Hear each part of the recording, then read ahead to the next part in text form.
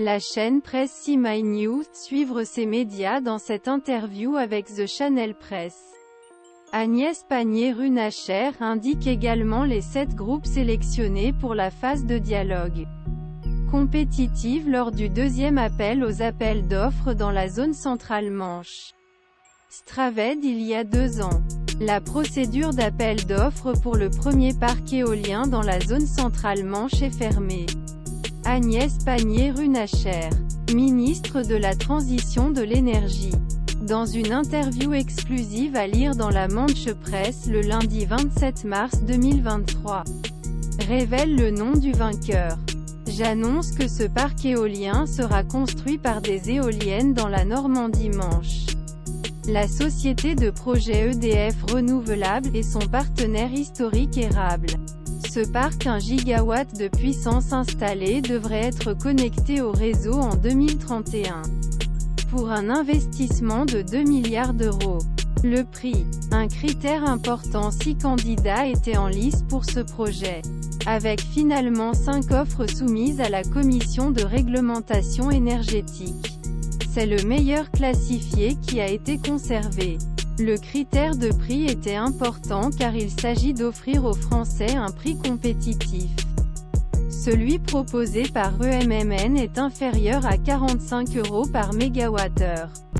Dans les autres faits saillants du dossier sélectionné apparaissant le contenu local et l'engagement social, insiste sur le ministre. Le groupe dirigé par EDF Renouvelable a déjà engagé des partenariats avec la Normandie du CCI et identifié 800 sociétés régionales susceptibles d'intégrer le secteur. Il a conclu qu'au moins 10% des services relatifs au développement du projet et 6% pour la construction soient confiés aux PME.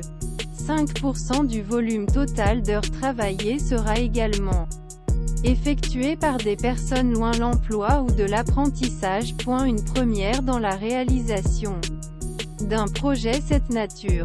La société de projet lancera désormais les prochaines étapes, c'est-à-dire l'étude d'impact et les autorisations administratives.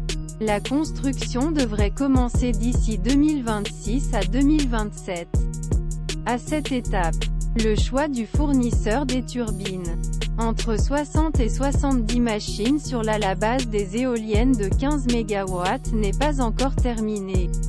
Agnès Pannier-Runacher, cependant, précise que l'impact du patrimoine, avec le classement des tours Vauban par l'UNESCO, a été pris en compte.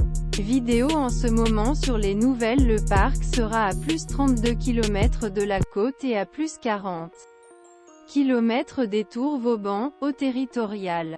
Je pense qu'il est susceptible de rassurer les élus locaux et les résidents. Trouvez toute cette interview exclusive dans la Manche Presse le lundi 27 mars 2023.